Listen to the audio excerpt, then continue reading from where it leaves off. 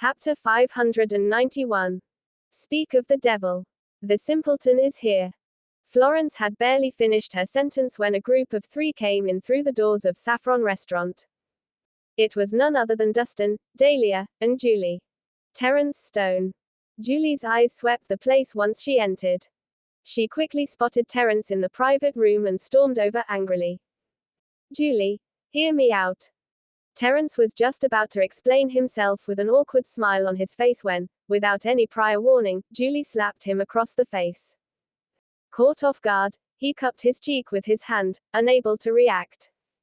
Why are you being so aggressive, Julie? Victoria reprimanded her immediately. Why are you defending him, Mom? Did he not deserve that? Beside herself with anger, Julie saw nothing wrong with her actions. He deserved that slap very much for cheating her money and taking advantage of her feelings for him. You're mistaken. Terence isn't a swindler. Victoria swiftly pulled Julie aside. He's not a swindler. Well, if he isn't a swindler, are you implying that I'm the liar? Has something gotten into you, Mom? Why are you defending him? Julie's fury was unabated. Don't jump to conclusions. Listen to me, I'll tell you everything. Without any room for hesitation, Victoria explained to Julie in detail everything that Terence had told them earlier. She made the whole thing sound so reasonable and made Terence out to be the most considerate person, convincing Julie with her genuine and sincere words. When paired with Terence's miserable expression, Julie could not help but be convinced. What? Sir Terence is innocent. I was wrong in hitting him, then. Julie was convinced by the story that Victoria told her and quickly realized that she was wrong. Exactly. You acted too impulsively. Quick, apologize to Terence. Victoria instructed her. I'm sorry, Terence. I didn't mean to do that. Does it still hurt? Here. I'll rub the pain away. Julie's attitude took a 180-degree turn, and she apologized gently. Don't worry about it. I was the one who did not tell you the full story, that's why you thought I was a swindler. Terence forced a smile. You should have told me earlier how things were. We can always face problems together. It hurts me to see you in such turmoil, Julie said emotionally as she clasped Terence's hand in her own. Dustin was left speechless when he saw how lovey-dovey they were acting. Were these people dimwits? How could they be fooled by Terence with just a few words? Too ashamed to meet them. Went around borrowing money from others just to pay them back. How could anyone buy such garbage? Dustin thought, no wonder they were swindled. How else would Terence be able to trick them if it weren't for them being such foolish people? At the thought of that, Dustin took a glance at Dahlia beside him and noticed that she had a doubtful and wary expression. It seemed like she did not believe a single word Terence said. All right. Now that we have got everything straight, we're all still family, Victoria said. Joyfully. She was pleased with Terence as a person. He was a promising young man who was very considerate. She deemed him a good catch for her daughter. Ah, right. Terence suddenly turned to Dustin. Dustin, I heard from Victoria that they sold the abandoned construction site to you. Is that true? What about it? Dustin did nothing to hide the fact that he'd bought the land. That's great. Terence heaved a sigh of relief. Then, with a smile on his face, he said, I don't like taking advantage of others. Since I was the one who brought this problem upon all of you, I can't continue to let you bear the loss. I'll purchase the piece of land from you at the original price that you bought it for. You'll purchase it. Julie's face fell when she heard that. In a hushed tone, she whispered, Terence, have you lost your mind? It wasn't easy selling off that trashy piece of land. Why are you even buying it back? Why would you bring such loss upon yourself? You shouldn't say that, Julie. Terence put on a righteous facade. Dustin is my friend. Since something as bad as this has happened, we cannot take advantage of him. We must be righteous and hold fast to our principles. But, Julie was about to retort, but Terence waved her off. Say no more. A real man must stand up for his actions. We should not lose our principles just for a little benefit. With Terence's little righteous speech, almost everyone looked at him with admiration. Especially Julie, who looked at him like he had a halo over his head. Chapter 592. That was the mannerism of a true gentleman. At that moment, Terence appeared heroic. You're in luck, Dustin. What are you waiting for? Why aren't you thanking Terence? He decided to buy that rubbish off your hands. Julie announced proudly. There's no need for that. We're all friends. I can't bear to see you suffer such a loss. Just give me the ownership of that piece of land, and we've got a deal, Terence said with an amiable smile. When did I agree to the deal? Dustin asked. What? Terence thought that he had heard Dustin wrong. He never thought that he would be rejected. Julie and the rest of them were astonished too. Unable to comprehend what was going on in Dustin's head, they assumed that he had lost his marbles. After all, who would turn down money and choose to hold onto a piece of trash? Dustin, did you not hear what I said? The abandoned construction site is worth nothing, and you have no use for it. Why don't you just sell it to me? Terence tried to talk some sense into Dustin. Why do you want it if it's worth nothing? Dustin countered. I'm doing this for your sake, of course. Terence said with all earnestness. The reason all this happened was because of me. I trusted someone who I should not have trusted, but I should not have pulled you all into it. Therefore, I shall bear full responsibility for this at all costs. Oh, how nice. Dustin smiled faintly. I thank you for your thoughtful gesture, but no thanks. I'm not selling it. Why not? Terence could not believe his ears. Because we're friends. Just as you do not wish to take advantage of me, I refuse to do the same. That's all right. I do not mind bearing the loss. But I do. So, forget about it. No. We cannot forget about it. If you think that my offer isn't enough, I can add a bit more to the original price that you bought it for. This is not about money. It's about principles. You said it yourself, we must be righteous and stay true to our principles. Terence was a hair's breadth away from losing his composure. Damn it. Why was the idiot so stubborn? He had said everything he could to convince him to sell the piece of land, but nothing seemed to work. Exasperated, Terence was left speechless. All right, it's getting late. I have some things to handle back at the company, so I'll be taking my leave with Dahlia now. You guys carry on. Dustin could not be bothered to converse with them any longer, so he exchanged a look with Dahlia, and they got out of the restaurant as fast as they could. Hey, Dustin. Refusing to let Dustin go just like that, Terence was about to give chase but was held back by Julie. Terence, you cannot be too kind. Since that idiot turned you down, let's not push it. Why would you give him money when he doesn't even appreciate it? Exactly. We all saw how sincere you were. He was the one who rejected your kindness. Don't be too hard on yourself, Victoria echoed. In her eyes, Terence was every bit of the perfect son-in-law. His only drawback was that he was too righteous, which made him an easy target for others to take advantage of. If you're still feeling bad about it, Terence, why don't you use the money and buy me some branded handbags? Julie asked coquettishly. Handbags. Fuck you and your handbags. Terence finally flipped and shoved her aside. Do you know that I've just lost $2 billion? $2 billion. What do you mean? Shocked, Julie could not make heads or tails of Terence's words. Truth be told, the land with the abandoned construction has been officially listed as the prime location for a key development. Its value has now gone up to $2 billion. I'd given you wealth beyond measure when I sold you that plot of land. But look what you've done. You gave Dustin Rhys the perfect opportunity to get filthy rich.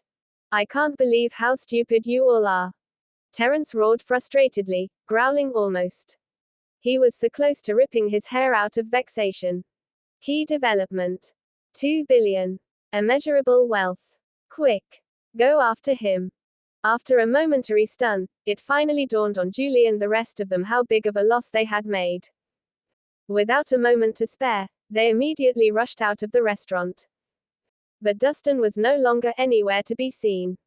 Chapter 593. On the way back, Dustin could tell that Dahlia had questions for him but was battling herself against questioning him. He smiled to himself at her curiosity and decided to give her an opening.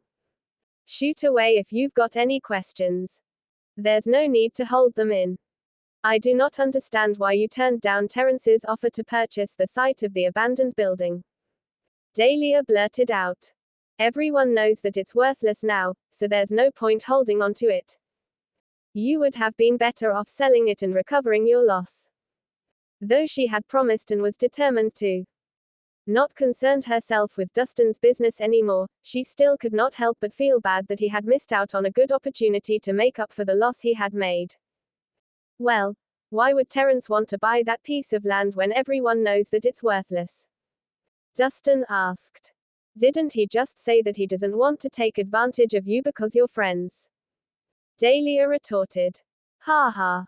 Do you really think that Terrence would be so kind? Dustin smiled meaningfully. If he is as righteous and responsible as he claims to be, he would not have disappeared without a trace for the past few days. Well, Dahlia's brows knitted together as she fell deep into thought. It was true that she had her doubts about Terrence's integrity. But after seeing how sincere he appeared, even offering to buy back the abandoned construction site, she wavered and started to believe his words. Let me tell you the truth. The reason Terrence offered to buy the plot of land was not because of his conscience or his righteousness. It was only because he knew that its value had skyrocketed. Dustin chuckled. Skyrocket. The abandoned construction site has been sitting there for almost a decade, and nobody wanted anything to do with it. How could it possibly increase in value? Dahlia wondered aloud. Nothing is impossible, Dahlia. Haven't I told you that that plot of land has officially been listed as an area for a key development? Terrence must have received some news about it that caused him to change his mind. Do you really think that he'd be so kind? Dustin had a faint smile on his face. How much is that piece of land worth now? Dahlia asked tentatively. $2 billion at least. And that's a conservative estimation. Dustin dropped a bombshell. $2 billion. Dahlia's eyes went as wide as saucers. It was bewildering to think that a piece of land could go from absolutely worthless to worth $2 billion overnight. She had toiled hard for years on end, and in the end, she had not even made as much as Dustin did in a single day. His uncanny luck was infuriating, to say the least. All of a sudden, Dustin's phone rang. He pulled it out to see that the call was from Florence. He paused and gave it some thought before answering the call and putting it on speaker mode. Hey Dustin, where are you? There's something I'd like to talk to you about. An unbelievably kind and gentle voice came through the speakers. Dahlia felt her skin crawl at how cloyingly sweet her mother sounded. When has she ever been so soft-spoken? We're on the way back to the office, Florence. Is anything the matter? You can just tell me through the phone, Dustin said. Clearing her throat, Florence asked awkwardly, well, here's the thing. I'd like to buy back the abandoned construction site. Would that be possible? Why would you want to spend your money on something so worthless? You'll clearly be making a loss. A hint of humor could be heard in Dustin's tone. So be it. As your ex-mother-in-law, I cannot watch you suffer the loss and do nothing about it. Better me than you to take the loss. It's not a big deal for me. I've still got some disposable income. I'll survive. That wouldn't do. I'm a person who stands firm in and upholds my moral values. I've been losing sleep over selling it to you at a high price. I feel like I've cheated you out of your money. I feel so bad for that, so I have to buy it back to atone for my mistake. That really won't be necessary. After all, you mortgaged your house to get the money. If you lose that, you won't even have a roof over your head. That'd be terrible. Chapter 594. That's all right, I can move into a smaller house. You youngsters are way too stressed out these days. As an elder, it's only right for me to help you out however I can. I'm not stressed out. Life is as breezy as it can get for me. Dustin and Florence bantered back and forth through the phone, neither of them coming clean with the truth. Since Florence took him as an idiot, Dustin gladly went along with the act and pretended to not know any better. It was Dahlia, however, who found the conversation unbearable. She now fully believed what Dustin had told her. Her mother would not be so nice to Dustin otherwise. What she said about atoning for her wrongdoings and relieving Dustin of his burdens was all bullshit. Florence had been grinning from ear to ear when she managed to scam Dustin into buying that piece of land. Now that she knew she had made a loss by selling it, she chose to put on a righteous and upright facade to buy it back instead of being honest with Dustin. She was despicable and greedy. Hey, why are you so stubborn? I'm only doing this for your good, so hurry up and sell me that piece of land. As the conversation progressed, Florence began to lose her patience. Had it not been for the money, she would never have wasted so much effort coaxing him gently, and would immediately start shouting and cursing at him instead. Florence, why are you in such a hurry to purchase the abandoned construction site? Dustin pressed. This was Florence's last chance to come clean. If she told him the truth, he would willingly let her have a share of the profit. Have I not made myself clear yet? I can't bear to see you lose money. I'd rather bear the burden myself. Florence stubbornly refused to spill the truth. That's enough, Mom. Dahlia finally could take it no more. Are you still going to keep on cheating people out of their money? Hey, what's that supposed to mean? When have I cheated others of their money? Florence raised her voice. Dustin already knows the truth. That piece of land is worth at least $2 billion. You'll never be able to buy it back at the original price. Dahlia exclaimed. What? All was quiet for a while before Florence said sheepishly, Oh, so you already knew. Why didn't you tell me earlier? Florence, I've already reminded you repeatedly since a week ago. It was you who refused to believe me, Dustin retorted calmly. Oh, look how forgetful I am. I think my age is catching up on me. Florence exclaimed regretfully. Dustin, I was wrong. I'll listen to all your advice from now on. Can you please sell the piece of land to me? Had you shown just the slightest bit of honesty earlier on and did not intend to trick me out of my money, I'd have readily shared a part of what I profited from it with you.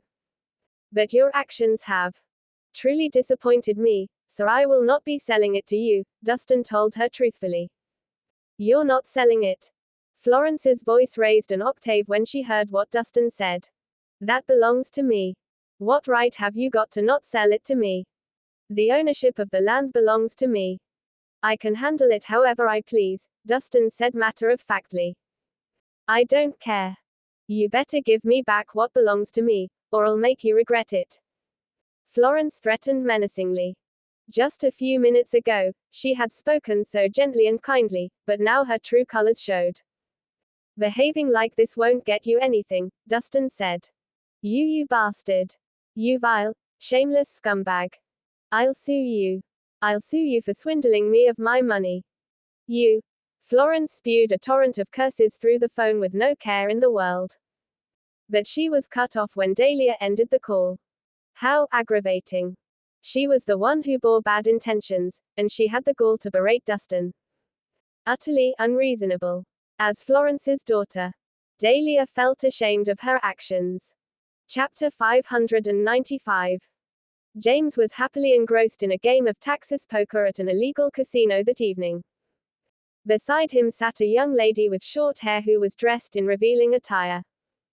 Judging from the casino chips on the table, it looked like they had been winning a lot. I have a pair of queens. Show your hand. A man with a hooked nose who sat opposite James revealed his hand. You dare challenge me with just a pair of queens? Keep your eyes open, buddy. I've got three of a kind, James grinned, flipping his cards over to show a pair of sixes. Since there was a 6 in one of the 5 community cards, they made a set of 3 sixes, also known as three of a kind. The rules of Taxis Poker are simple. There were 5 community cards, and each player was dealt 2 whole cards. These can then be combined in any way to form the best 5-card hand. The highest ranking hand is a royal flush, followed by 4 of a kind, full house, flush, 3 of a kind, 2 pair, 1 pair, and finally, a high card. James, you've won again. You're amazing. The lady with short hair cheered excitedly, admiration evident in her eyes. Ha ha ha. Well, luck isn't the only factor in a game of Taxis Poker. It's a matter of skill too. I can see through all his tricks. There's no way I'd lose to him. James bragged gleefully. I say, based on your chips, you've probably won at least $1 million, haven't you, James? The young lady asked as her eyes shone brightly. More or less. Here, this is for you. James pressed a chip worth $20,000 into her hand with a chuckle. Thank you, James. The young lady flashed him a radiant smile before planting a kiss on his cheek. Come on, let's go enjoy ourselves. James reached out to hook an arm around the lady's neck. He was happy with how much he'd won and was ready to leave to enjoy the rest of the night. You have a winning streak tonight, James. Why don't you play some more while you're winning? It's a good opportunity for you to make some more money while Lady Luck is on your side. The young lady did not seem to want to leave yet. Oi, rascal. Are you running off after winning just so little? What a loser. Would you dare play another game with me? The man with the hook nose who sat opposite James taunted. This is a golden opportunity, James. Think of all the money you can win off of him. You shouldn't miss the chance. The young lady persuaded him in a hushed whisper. You've got a point there. James nodded and looked at the man with a smirk. It looks like you enjoy losing money. I'll see to it that you walk out without a single cent today. Deal the cards. With a wave of his hand, another round commenced. Half an hour later. Oops. A straight. I think I've won again. The man opposite James showed his hand, revealing a set of straight. Change pock. Damn it. I lost again. Losing his temper, James threw the pair of kings in his hand on the table. With beads of sweat on his forehead and red, bloodshot eyes, he looked irritated. Just half an hour ago, he had been basking in the joy of winning continuously, making himself more than $1 million without breaking a sweat. But now, it seemed as though Lady Luck had frowned on him, and he had lost everything that he had won earlier in the evening. What terrible luck. Again. Unwilling to accept defeat, James gestured for the dealer to start a new round. You're out of chips, James. The young lady reminded him. What? James looked down at the table to see that he had indeed run out of chips. Ha ha ha. Is that all you've got? What a cheapo. The man with the hook nose ridiculed James. Get lost then if you haven't got any more money. Quit making an embarrassment of yourself here. The fuck did you just say? James slammed his hands on the table as he bolted straight up in his seat, fury written on his face. What? Did I say anything wrong? Don't act like you're a big shot if you don't have the money, loser. Then, with a contemptuous expression, he called out to the young lady, Hey, hot stuff, what are you doing with a loser like that? Why don't you join me instead? I'll make sure you have the best of everything. You. James was so vexed that he ground his teeth together. But there was nothing much he could do. James, I heard that they allow players to borrow money from them here. Do you want to give it a try? The young lady asked. Let's do it. I'll win back everything I lost tonight. James roared. He could never look past the other man's taunts. Especially not in front of a woman he fancied. Sure. I'll get it done immediately. With a quick nod, the young lady got up and left. Not long later, she came back with $2 million worth of chips and a promissory note. Chapter 596. Without even looking at what was typed out on the promissory note, James proceeded to sign it and immediately joined the next round of the game. But in less than 15 minutes, he lost all $2 billion worth of chips again. We're out of chips again, James. Should we borrow more? The young lady asked once again. Yes. Get as much as you can, James growled.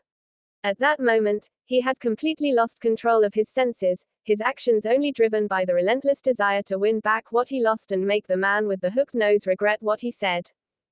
2 hours later, James was drenched in sweat and panting uncontrollably, his eyes were bloodshot.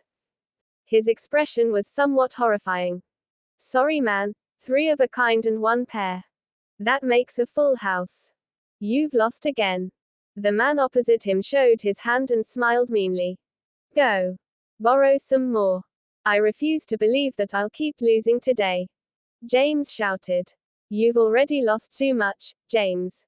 They refuse to lend you any more, the young lady answered. They're not lending me any more.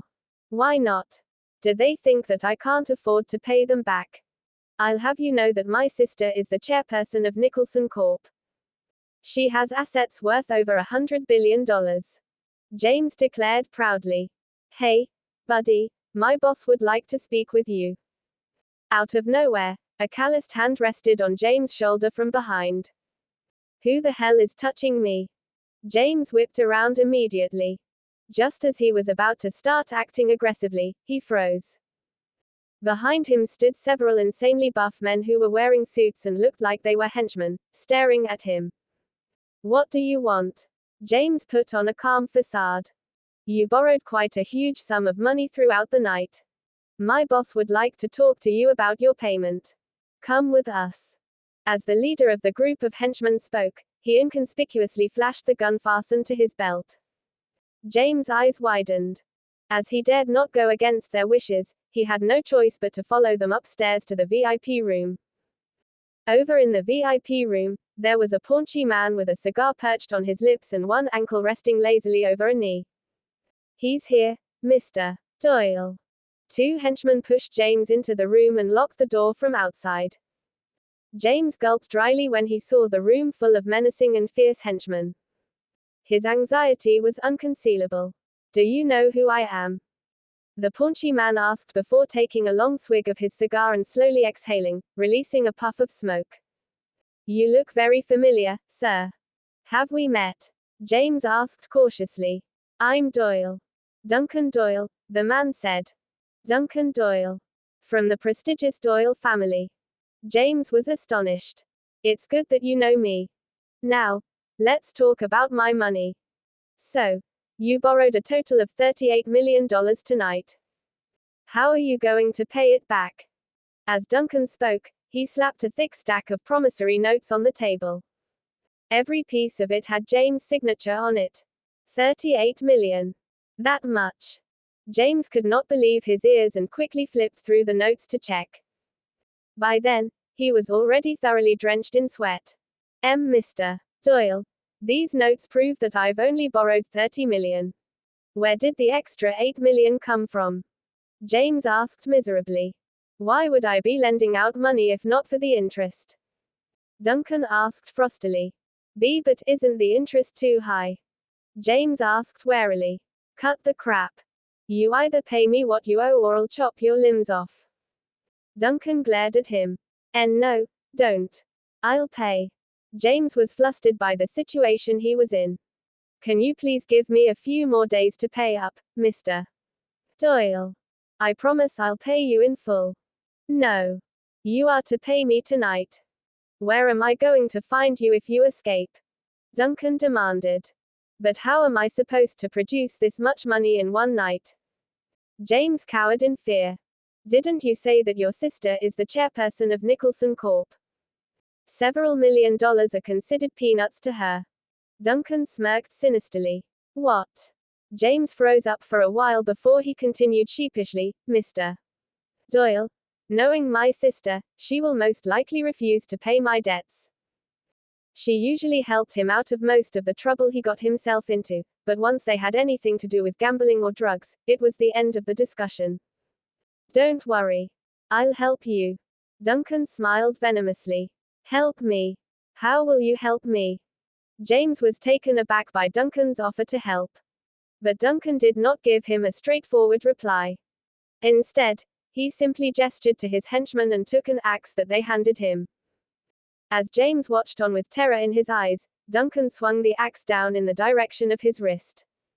Chapter 597. In the president's office at Nicholson Corp., Dahlia took a sip of coffee and continued immersing herself at work. Although Hank didn't show it, he was facing all sorts of obstacles in private. He pushed every matter to her, regardless of whether it was big or small, which caused her to be so busy that she had to work overtime every day till midnight. Ms. Nicholson. Right then, a young female assistant knocked on the door all of a sudden. What is it? Dahlia looked up at her. Because Julie wasn't a very reliable secretary, she hired another assistant, Kelly Porch, to share the workload. Ms. Nicholson, someone sent you a parcel and asked me to pass it to you directly. The person mentioned that it's a surprise, Kelly said, holding a gift box. Okay. Put it on the desk. Dahlia nodded, then a thought struck her. Kelly, it's getting late. You should head home first. You don't have to wait for me. Okay, Ms. Nicholson. Kelly turned around and left. Dahlia rubbed her eyes and finally finished her work. She turned her gaze to the gift box and decided to open it. However, the moment she opened it, she was so frightened that her face went deathly pale. What lay inside the gift box was a bloody hand. It was very obvious that the hand had just been cut off not long ago because the blood had not clotted yet. It was a very shocking sight. While she was still in shock, her phone suddenly rang. When she answered it, she immediately heard Duncan's voice. Ms. Nicholson, you must have already received my gift. Who are you? Dahlia's expression went cold. Who I am is not important. What's important is that your brother owes me $38 million, and you have to repay his debt, Duncan said plainly. Why should I believe you? Dahlia frowned. You don't believe me? Then listen for yourself. Duncan said. Dahlia. Save me. Hurry up and save me. They cut my hand off. James shouted, his voice full of fear and misery. James. What's going on? Why would you owe someone money? Dahlia hurriedly demanded. Dahlia. This isn't the time to ask these questions. Hurry up and come here with the money, or I'm going to die. James sobbed over the phone. Ms. Nicholson, did you hear that? Bring me the money in exchange for him. Otherwise, I don't know what other extreme things I'll do to your brother. Duncan threatened. Don't do anything. You just want money, don't you? I'll give it to you, said Dahlia in panic. Okay, then I'll be awaiting your grand arrival, Duncan said with a laugh. After hanging up, Dahlia dared not waste another second and, without hesitation, immediately rushed to the casino. She couldn't just sit around and do nothing when her brother was in danger. While driving, she called Dustin, but he didn't pick up. She had no choice but to send him a text along with the address. 20 minutes later, Dahlia arrived at the underground casino. After she told someone her name, a gangster led her to a VIP room on the second floor. A bunch of violent-looking gangsters were standing around inside the room. James was kneeling on the floor and trembling, his face streaked with tears and snot. Someone had simply bandaged the stub of his arm where his hand should be, temporarily stopping the bleeding. Sis, you're finally here. When James saw Dahlia walk in, he immediately wept tears of joy, as if he saw his savior. How dare you? Who taught you to gamble? Dahlia slapped James across the face. She knew that her brother liked to gamble. She had always warned him against it in all sorts of ways and had even given him a beating before. She had thought that he would have changed his ways, but who would have thought that he would get himself into more serious trouble now? Ms. Nicholson, I won't meddle with you disciplining your brother, but you must give me the money first, Duncan said with a cigar between his lips. It's you. The moment Dahlia saw him, she immediately remembered something. She quickly realized that she had seen Duncan before. Previously, when she was eating at a restaurant, he had led a gang of people to look for trouble with Dustin but had gotten beaten up instead. That's right. It's me. Now, Can you give me the money? Duncan said with a mirthless smile. This is a bank check for $38 million, not a penny less. Dahlia placed a check on the table. I don't want a check. I want the payment in cash, Duncan said with a shake of his head. Chapter 598. Cash. Dahlia frowned and said, where will I get so much cash at such short notice? That's for you to figure out. We only accept cash here, Duncan said casually. You're just making things difficult for me on purpose. Dahlia's expression was icy. She would probably need a truck to transport $38 million worth of cash. Ms. Nicholson, mind your words, does your brother still want to keep his other hand? Duncan swept his gaze toward James. You. Dahlia gritted her teeth and managed to control herself. Can you give me 2 days? I'll bring you the cash as fast as I can. I wouldn't say no, but you have to have a few drinks with me first. Duncan stood up slowly and took 2 glasses out from the drinks cabinet. He filled them with whiskey and handed one to Dahlia. Drink this, and I'll consider giving you 2 days. What? Looking at the glass full of whiskey, Dahlia couldn't help but frown slightly. Duncan obviously didn't have good intentions. She didn't know if she could still leave that place after she drank it. You refuse. Then you're just disrespecting me. Duncan's smile disappeared slowly as he said, it's only right for one to repay the debt if they owe money. If they can't, then I have no choice but to cut their limbs off. Guys, chop James' other hand off. Yes, sir. 2 gangsters laughed evilly and immediately pressed James against the floor. No. Don't chop my hand off. James was scared out of his wits as he begged for mercy. Dahlia. Save me. Save me, quick. I'm your brother. I don't want to become handicapped. I'm begging you.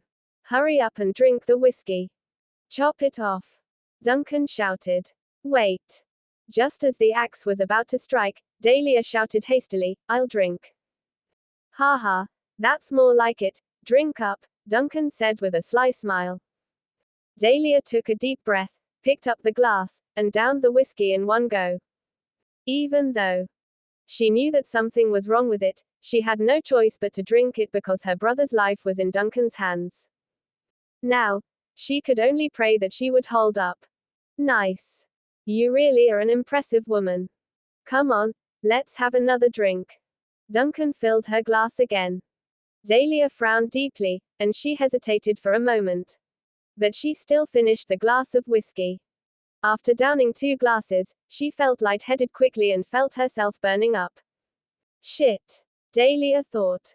Knowing something was off, she tried to fight the feeling and force herself out the door. However, before she could take more than 2 steps, her vision went black, and she fainted on the floor. Hee, I'll see how you try to run away from me, Duncan said while stroking his chin, his expression perverted. Mr. Doyle, wasn't our deal just about money? How could you break your promise? As he witnessed his sister get drugged, James immediately panicked. Even a fool would know what was going to happen next. What's the matter? You want to avenge your sister? Duncan laughed wickedly. Sure. If you chop off your other hand, then I'll let your sister go. How does that sound? James' expression stiffened, and he immediately hung his head. His gaze flitted around as he dared not look at Dahlia, who was lying out cold on the floor. A coward, just as I thought. Get lost. Duncan shouted, and he kicked James to the floor. Okay. I'll get lost right away. James looked as if he had just been spared a gruesome death. He dared not hesitate and scrambled out of the room instantly. His pathetic behavior made the whole gang laugh loudly. Okay, you guys get out too. Don't disturb me. Duncan waved his hand and dismissed his lackeys from the room. Then, a thought struck him, and he fished out Dahlia's phone. He called Dustin and said, Hey, Rhys. Do you know who I am? That's right, it's me, Duncan Doyle. Your woman is in my bed right now. I'll show her a good time tonight. The moment he finished speaking, a loud bang sounded as someone kicked the door open. Then, a figure with a cold expression came into sight. You'll show who's having a good time. Chapter 599. Dustin stepped through the door, his gaze terrifyingly cold. From the moment he saw Dahlia's text, he knew something was wrong, so he rushed here as fast as he could. What are you doing here? Duncan's eyes widened, and he staggered backward in fear. Didn't you call me to ask me to come over? Well, now I'm here. What are you going to do? Dustin began approaching him. Someone, come quick. Duncan screamed. However, strangely enough, no one outside responded. It was as though those men stationed outside had disappeared into thin air. Where the fuck are you all? Hello. Duncan continued hollering. But no matter how much he yelled, there was no response. I warned you before not to cross me again. Or else, you'll die a miserable death. What? Did you think I was bullshitting you? Dustin was getting closer and closer. Rhys, you're on my territory. I'm warning you to not come any closer, or you won't step out of this place ever again. Duncan shouted, putting on a fierce front. Tell me, how do you want to die? Dustin asked coldly. Take another step, and I'll blow your brains out. At that moment, Duncan suddenly took a gun from the drawer and pointed it right at Dustin's head. Now that Duncan had a weapon with him, he believed that he had the upper hand. Really? You can try. Dustin continued to approach Duncan without a hint of fear. You're fucking asking for it. Duncan pulled the trigger without a second thought. Bang! There was the sound of a shot being fired. Yet, Dustin was still standing in the same spot and did not move a single inch. He was completely unharmed from head to toe. I missed. Duncan frowned. He pulled the trigger 2 more times. Yet, it was the same as before. However, Dustin still looked unruffled and unhurt in the slightest. Fuck. I refuse to believe that I can't kill you. Duncan clenched his jaw and began to shoot madly until there were no more bullets left. Bang, bang, bang. After a series of gunshots, Dustin was still standing in the same spot. His body was uninjured. Heck, even his clothes weren't damaged. Is this guy a ghost? Duncan was so scared that cold sweat began to pour from his temples. At this distance, there was no way Duncan would miss, even if he closed his eyes. Yet, he'd fired over a dozen bullets, but he didn't so much as leave a scratch on Dustin. It was absolutely insane. Were you trying to kill me with these things? Dustin slowly opened his fist to reveal a handful of misshapen bullets in his palm. How did you do that? Duncan's expression turned into one of horror. Could it be that his opponent had caught all the bullets that he'd shot earlier with his bare hand? Was he even fucking human? Do you want to know? I'll tell you once you're dead with that. Dustin kicked Duncan in the stomach. Duncan flew backward like a bullet leaving the barrel. He slammed into the wall harshly, leaving a spider crack on the wall. Blood spurted from his nose and mouth on impact. 1 to 1 a.m. A member of the Doyle family, one of the Fabulous Five. If you dare lay a hand on me, my family will never forgive you. Duncan threatened, his face twisting into a ferocious snarl. Dustin hummed before giving him another kick in the chest.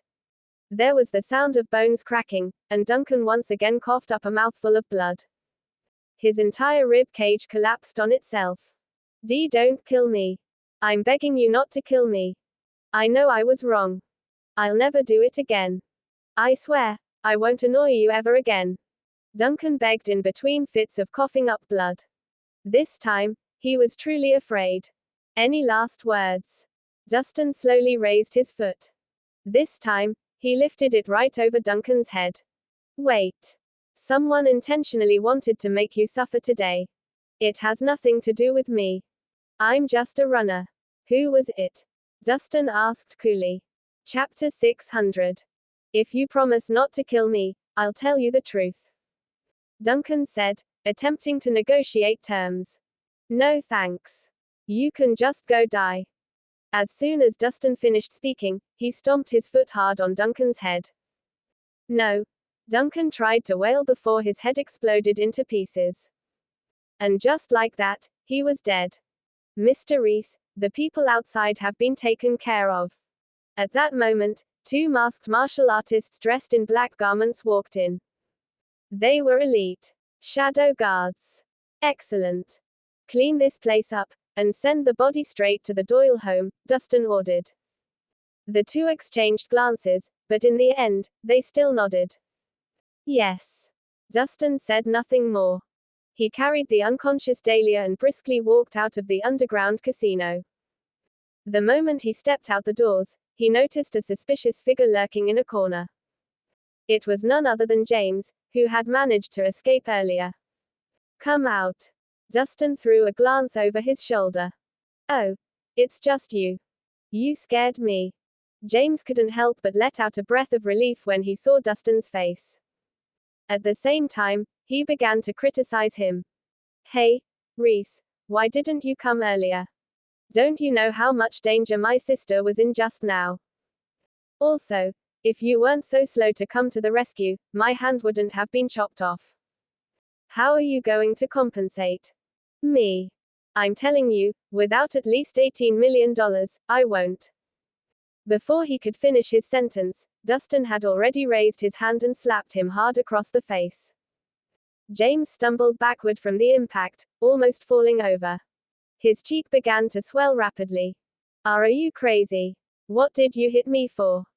James cupped his stinging cheek, his entire body radiating shock and fury.